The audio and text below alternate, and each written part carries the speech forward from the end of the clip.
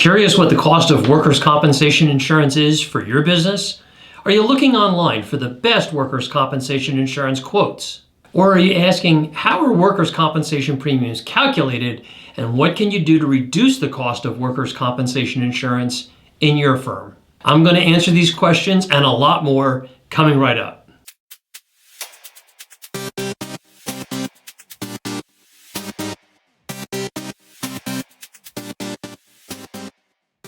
Hey, I'm Gordon Coyle. Thanks for clicking on this video on workers' compensation insurance costs. I hope to give you a broad overview of all the factors that drive the cost of workers' compensation insurance, what the marketplace looks like, and how we can help you. Before I begin, can you do me a favor though and click that thumbs up button? That'll help signal to YouTube that this content is valuable and help other business owners like you find it. Thanks. So let's start off with what workers' compensation insurance is all about. Workers' comp is generally mandatory for any company that has employees in almost all states in the US. There are some exceptions to that rule, but for the most part, if you have employees, you need to have workers' compensation insurance. The purpose of workers' comp is to cover employees for on-the-job injuries and illnesses and pay for the medical bills that arise from those injuries and illnesses, as well as pay for a portion of lost wages due to time away from work for recovery. The rates for workers' comp are different from state to state and reflect the medical costs and wage benefits in each particular state.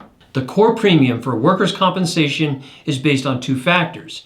The first, the rate for each classification of workers on the policy, which I'm going to describe in a minute, and the amount of payroll in each of those classifications for the year. Now, in addition to those two factors, there are several other multipliers, factors, and elements that come into play, which I'm going to describe.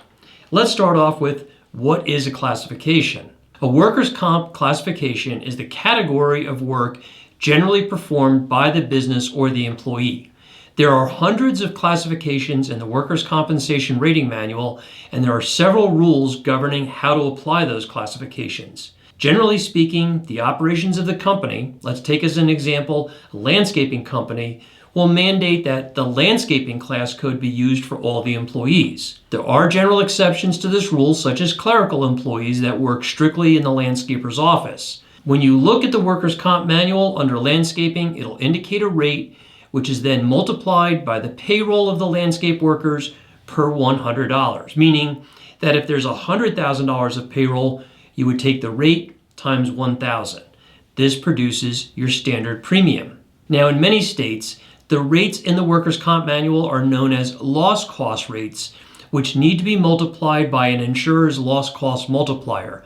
You can see more about that here. In New York, for example, each insurer may have several loss cost multipliers for each of their writing companies, which provides them rating flexibility to charge a final rate that's commensurate with the risk. And that brings us to a big point I want to make: risk. The cost of workers' compensation insurance is greatly influenced by risk in two ways.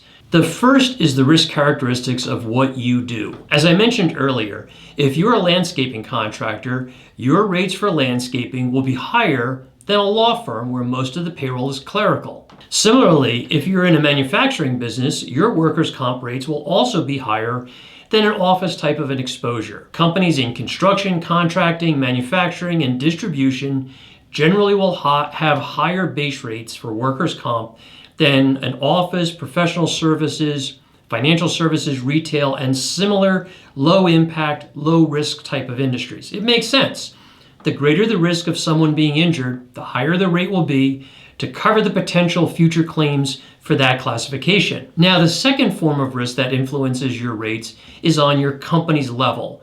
Let's take as an example a manufacturing firm. A manufacturer that does a good job managing risk, safety, and compliance for its employees will have a lower workers' compensation cost rate than a firm that doesn't have any risk control game plan. Usually the difference between the two types of firms I just mentioned, those with a good plan and those without a plan, are differentiated by their loss or claim history, which is also a big determinant of what you will be charged for workers' compensation insurance. What other factors determine workers' compensation insurance costs? Well, the size of your premium. The larger your premium, the greater the size discount is applied to your premium. In addition, your loss history. As I mentioned above, your workers' compensation claims will influence your final premium and are used in something called the experience rating modifier. And you can learn more about that here in this video. It's a rating factor applied in your premium development that can be a debit or a credit factor. If you have more claims than expected or the average,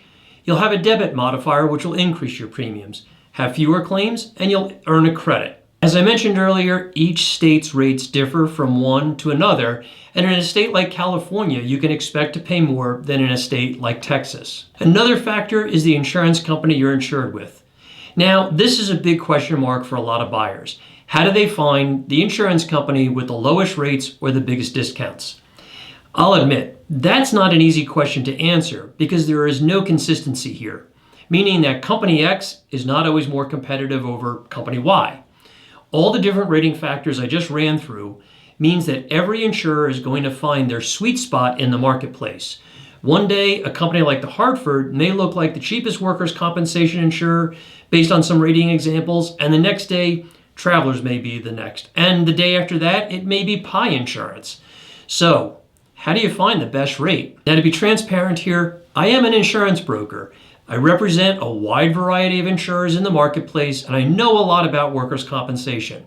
So I want to give you my opinion and be honest and say I have a built-in bias here. In my opinion, as I've illustrated above, there are hundreds of factors that go into the final price you're going to pay for workers' compensation.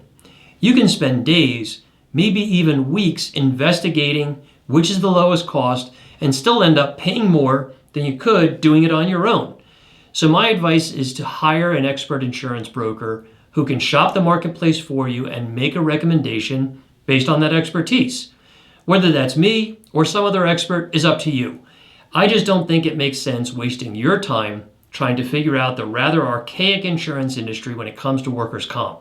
Even clicking on a link to Pie or Next Insurance means you become the insurance expert and you no longer have an advocate if things ever go sideways on you. And with insurance, trust me, things are going to go sideways, especially with workers' comp. Now I'll carve out an exception here. If you're a startup company or a small, low-risk firm and you want to do this on your own without any human intervention, that's fine. I still don't think it makes the best use of your time or resources, but I get it. On the other hand, if you're a larger company with several employees to several hundred employees, you're going to face unique risks, challenges, and issues. To me, it doesn't make sense to try to do workers' compensation by yourself.